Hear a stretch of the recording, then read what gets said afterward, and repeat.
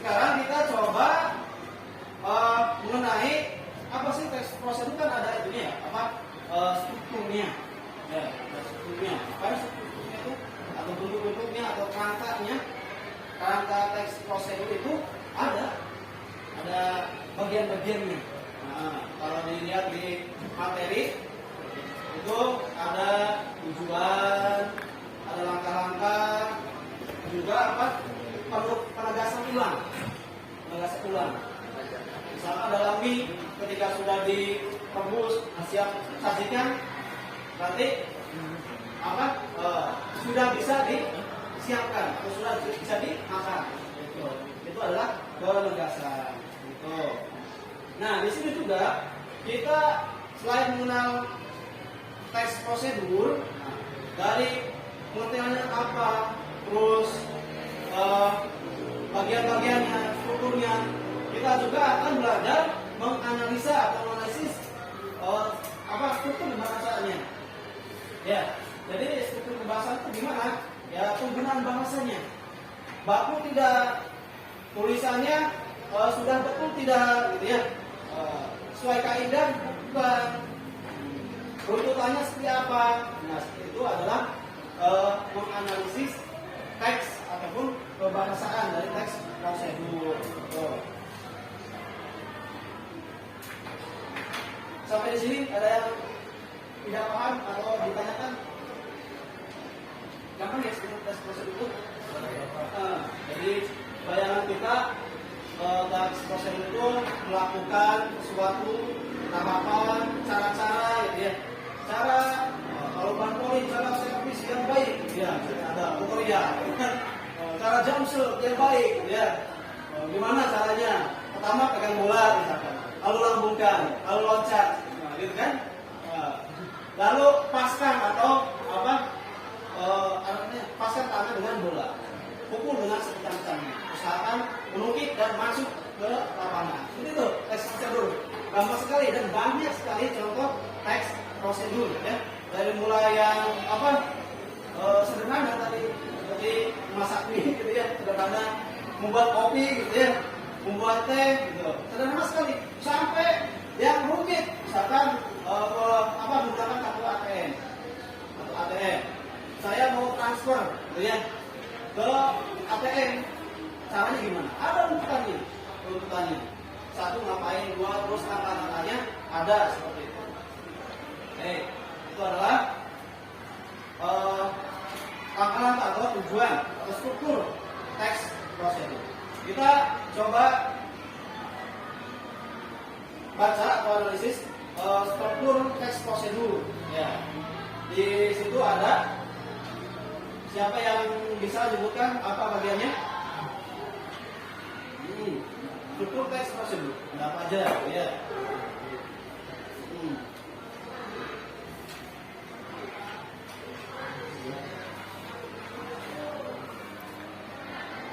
Ya.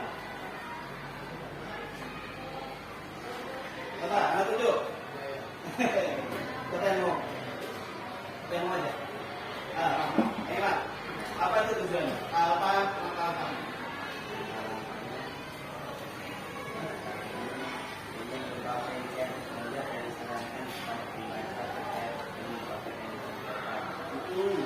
Oke. Saya itu penegasan ulang berupa harapan ataupun manfaat kehadiran hari ini itu jelaskan dengan baik. Ya, itu ya. Jadi gampang sekali ya. Kita coba analisa langkah atau struktur teks prosedur. Pertama, kita itu disuruh tentukan tujuan apa. Seperti merupakan pengantar tentang topik yang dijelaskan dalam teks. Ya. Jadi kita ingin membuat teks prosedur, tujuannya apa? Atau tentukan topiknya. Misalkan kebiasaan hidup. Ya, tadi membuat mie instan, ya, digoreng, ya, menyeduh kopi, kan terlibat ya. Terus menggunakan alat, misalkan menggunakan misalkan itu ya komputer, ya, komputer. Cara ngeprint, gitu ya, ngeprint komputer kan ada langkahnya 1, 2, 3 dan seterusnya. Itu kita harus pertama tentukan tujuan dulu. Ya, tujuan topiknya apa? Yang kita bahas itu topiknya apa? Antum mau nulis teks prosedur tentang apa? Gitu ya. Nah, misalkan tentang cara atau penggunaan alat. Nah, tulis alat apa yang antum bikinkan teks prosedurnya. Tuh. Misalkan tentang aktivitas apa yang antum mau tulis dalam teks prosedur. Ya. Misalkan antum ingin kemarin sudah ya jalan-jalan ke Masjid Istiqlal ya, menggunakan KRL. Pertama apa dulu? Ya, harus punya kartunya dulu dong. Kartunya dulu ya. Kartunya dulu. Terus di sana ke stasiun. Setelah di stasiun ngapain? Gitu ya. Tempelkan kartu di pintu masuk, gitu ya. Pintu masuk dan lain-lain. Terus turunnya juga harus apa? Setiap stasiunnya di mana? Kemarin turun di stasiun apa? Transit. Kalau dari sini stasiun apa? Cibitung dulu. Setelah Cibitung, terus transit di Manggarai. Bingung nggak tuh di Manggarai? Banyak orang, ramai. Ada yang ke Bogor, ada yang ke Depok, ada yang kemana? Wah, zibur, ya. Jadi kan harus kemana ya? Ada yang naik ke lantai 3, 2, 1 gitu ya. Ada nomor-nomornya kan? Peronnya kan? Peronnya nomor misalkan ke sana, kalau nggak salah nomor 8 atau berapa ya? Gitu. Sana naik. Nah, nomor 8, kita naik berapa? 8 terus di sana kita naik lagi, pindah ke transit. Transit di mana? Apa? Berapa? Kalau nggak salah di Cikini atau Gondangdia ya. Biasanya itu. Karena Istiqlal itu dekat dengan Monas ya. Nah, paling dekat dengan Monas itu Gondangdia. Jadi, kalau antum mau buatkan teks prosedur, pertama-tama kita harus ke stasiun, gitu ya. Siapkan kartu, isi saldo, gitu ya. Jangan-jangan saldonya nggak ada, nggak bisa naik ya. Terus transit di stasiun Manggarai, lalu naik ke peron berapa? Setelah itu kita naik kereta jurusan mana? Biasanya ke sana itu jurusan Jakarta Kota, ya. Jakarta Kota ya. Kalau mau bablas terus, kita ke Jakarta Kota terakhir. Kalau mau berhenti di Monas, biasanya di Gondangdia. Itu. Ya, Gondangdia Cikini baru ke Monas dan Istiqlal. Tuh, jadi banyak sekali ya ragam teks prosedur itu dan gampang ya. Kayaknya kita itu tidak sulit untuk membuat teks prosedur di kehidupan kita sehari. Misalkan Rahmat mau tutorial tidur cepat gitu ya. Ngapain dulu kan banyak ya. Kadang-kadang tidur nyenyak gitu ya. Ngapain dulu kasih banyak ya. Nah, dari hal-hal yang sepele kecil sekali sampai ke yang unik ya, yang susah, yang antum masih misalkan harus baca dengan teliti, itu ada teks prosedur. Biasanya teks prosedur itu dari bahasanya itu apa? Perintah. Misalnya, tentukan lokasi tujuan Anda. Ya, misalkan saya mau ke stasiun itu Cibitung. Dari mana? Dari stasiun sekarang naiknya. Sekarang dulu, tapi kita tujuannya di Cibitung. Cibitung berarti apa? Banyak stasiun. Tambun, Bekasi, dan lainnya. Ya, itu harus ditentukan. Dan biasanya kalimat-kalimatnya jelas, nggak terlalu panjang. Lalu pengertian sesungguhnya, banyak kalian. Jadi setelah itu biasanya masukkan air panas ke dalam gelas, lalu tuangkan teh dan gula ke dalam gelas. Dan gitu, cuma sekedar sedikit, ya. Maksudnya jelas, bahasanya jelas, dan berisikan perintah. Teks prosedur itu. Karena kita itu diarahkan melakukan sesuatu. Melakukan sesuatu apa? Ya, ngapain aja gitu ya. Caranya apa? Ini caranya. Saya jelasin 1, 2, 3. Ya. Itu teks prosedur. Tujuan tentukan dulu. Lalu dijelaskan oleh langkah-langkah. Ya, langkah-langkahnya apa? Langkah-langkahnya pertama ngapain? Ya. Pertama, misalkan kalau tadi ini instan gitu ya, tembus air sampai mendidih. Langkah-langkahnya. Langkah-langkah dulu biasanya ya kalimatnya perintah, imperatif ya, enggak apa terlalu panjang, biasanya perintah saja. Kalau penegasan ulang berupa harapan atau manfaat apabila petunjuk itu jelaskan dengan baik. Ya, misalkan dalam buku ini di situ ditegaskan penegasan ulang. Ya, kalau ingin apa berlibur dengan hemat, ya cari tempat lokasi liburan yang terjangkau. Ya, akomodasinya nggak mahal, ya, transportnya nggak mahal, tidak mahal. Terus apa lagi? Yang makannya jadinya orang-orang. Ya, misalkan makannya di restoran besar. Terus apa lagi? Tidurnya di hotel yang berbintang. Enggak. Kalau kita bisa tidurnya ya apa istilahnya? Lantai. Kayak orang-orang apa? Backpacker itu ya. Backpacker kemana keliling dunia apa? Berduit enggak. Mereka itu menghemat sehemat-hematnya. Kalau bisa apa ngeteng gitu ya. Ngeteng gitu. Mobil itu mereka lakukan. Saya mau ke Jakarta, cari-cari truk atau cari-cari apa yang gratisan penerbangan bisa lakukan. Itu ya. Jadi penegasan. Misalkan kita ingin membuat mie instan yang enak, maka lakukan dengan cara-cara yang telah disebutkan tadi supaya mie instan kita terasa lebih nikmat. Dan bisa dimakan, disediakan di kala hujan, gitu ya. Wah, nikmat. Ya, itu teks prosedur ya.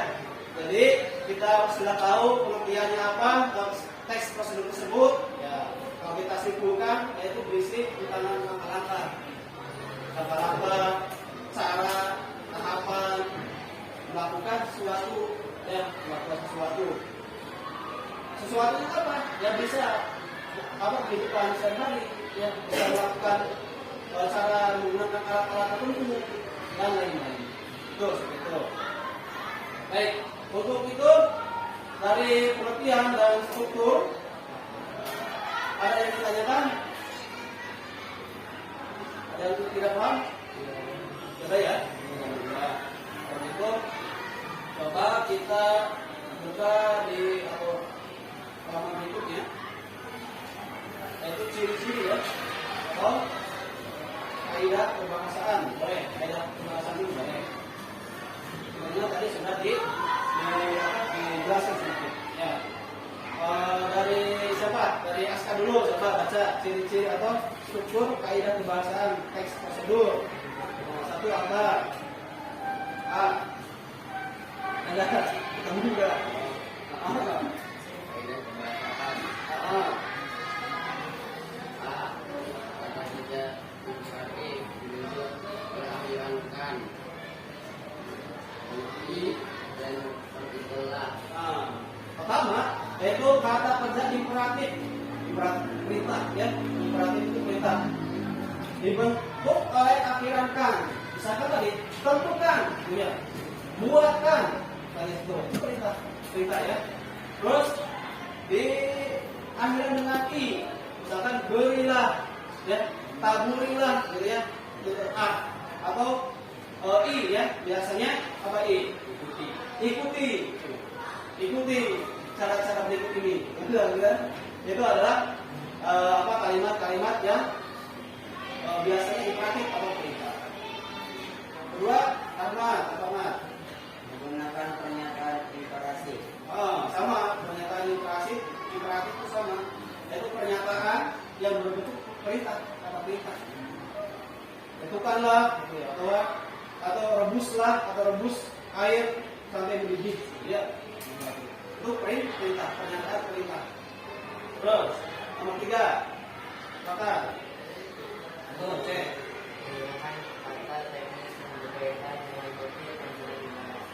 Jadi kata teknis itu apa? Kata yang tidak terlalu panjang ya, teknis saja.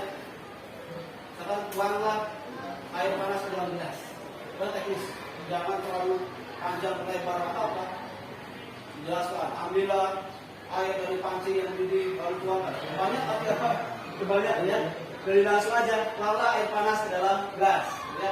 Pasti udah tahu, orang-orang tuh udah tahu air panas pasti udah direbus dulu.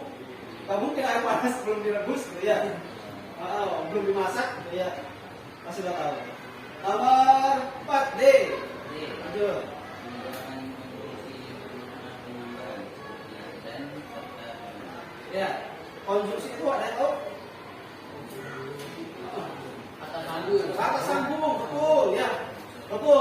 sambung ya.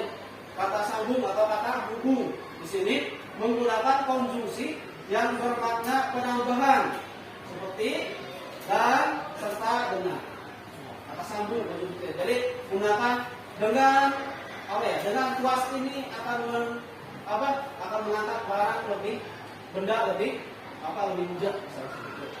Dan seperti serta dengan itu adalah konjungsi atau kata sambung yang menyambung kata-kata perintah yang kita buat. Nomor E. Apabila teks prosedur itu berupa resep atau untuk menggunakan alat, akan menggunakan gambar kunci tentang alat yang dipakai.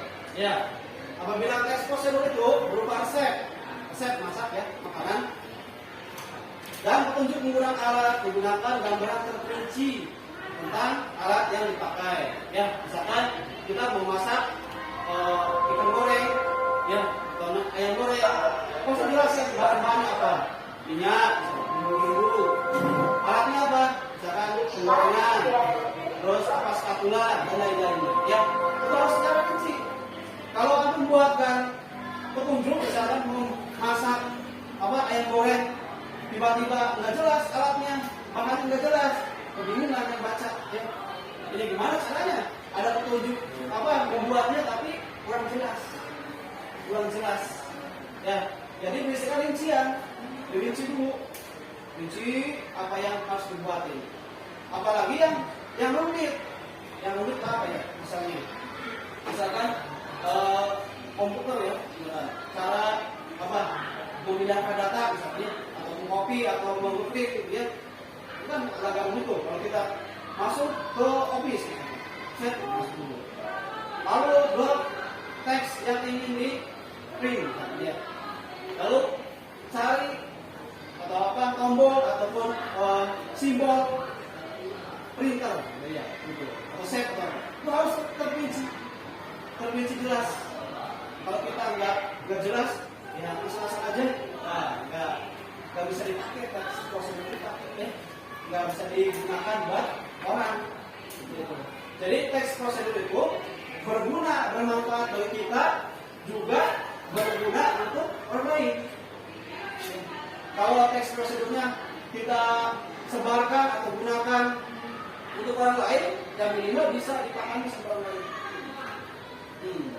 Gitu, teks prosedur. Kalau ciri-cirinya udah paham ya? Ciri-ciri teks prosedur. Pertama, harus berisi kerangka. Kedua, disusun secara informatif. Jadi disampaikannya secara informasi. Jadi secara informatif info ya, informasi secara penegasan, secara pengetahuan. Terus kalimatnya jelas dan rinci, ya, tidak panjang-panjang, satu kalimat aja jelas. Terus apa lagi? Bersifat objektif, apa adanya, ya, apa adanya. Baik, bahan-bahannya apa aja, gitu ya. Nggak harus tambah-tambahin kalau nggak ada dalam pangkatnya. Memakai pola kalimat perintah, tadi sudah imperatif. Melakukan kerja aktif verba, bukan pasif ya, mengacu pada tindakan sikap nyata dengan ungkapan. Ya, jadi yang aktif, berilah, aktif kan? Tapi kalau memberi itu pasif. Kita kan nggak itu. Ya. Berikan, aktif kan ya? Kita yang melakukan, ya. Atau diberikan, kalau diberikan itu kan pasif. Kita yang dikasih, ya, yang memberi, ya. Terus memakai kata penghubung yang bertujuan untuk mengurutkan kegiatan. Contoh, penghubung untuk mengurutkan kegiatan. Yang pertama, ya tadi kita tahu. Kemudian selanjutnya serta dan dengan itu kan kata-kata penghubung yang mengurutkan langkah 1 sampai langkah terakhir. Terus yang nomor terakhir menggunakan kata keterangan waktu, tempat dan akurat. Memakai kalimat baku, singkat, padat, jelas dan logis. Ya.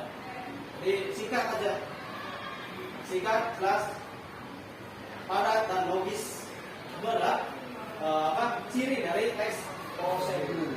Itu ya, ciri dari teks prosedur. Sampai sini bisa dipahami? Bisa.